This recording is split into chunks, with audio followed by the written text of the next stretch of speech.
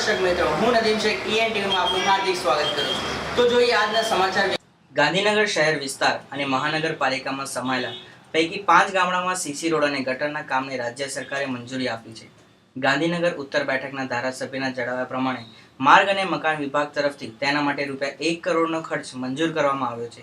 નજીકના દિવસોમાં જ તેની ટેન્ડર પ્રક્રિયા પૂર્ણ કરીને કામ શરૂ કરવામાં આવશે.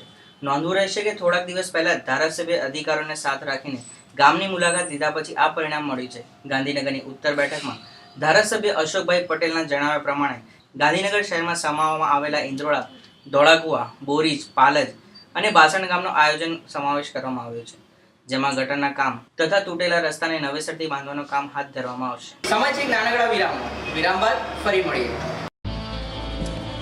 चचा, 4 तूफानी छठा करो. माल ही नहीं आया, वो ट्रक फंसा हुआ है ना. अब क्या? अब तूफान आएगा.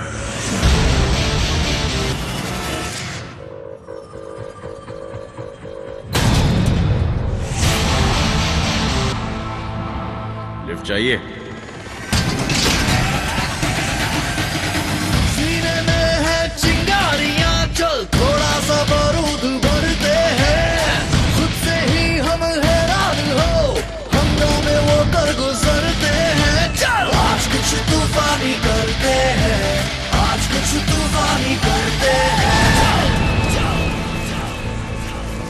माल आ गया है, 4 तूफानी तो दो.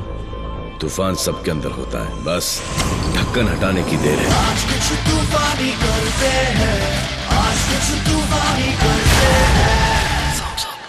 વિરામ બાદ આપ સૌનું સ્વાગત છે. તો જોઈએ આગળના સમાચાર.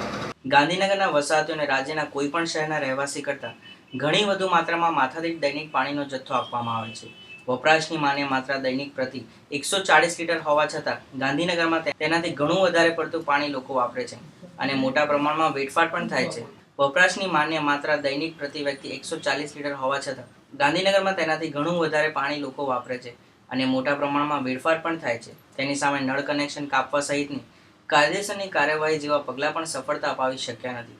ત્યારે આ મામલો આખરે ગંભીરતાથી લેવામાં આવ્યો છે અને ગ્રીન ગાંધીનગર પ્રોજેક્ટ અંતર્ગત પાણીના માથાદીઠ જથ્થાને ઘટાડવા માટે પણ કવાયત હાથ ધરવામાં આવશે.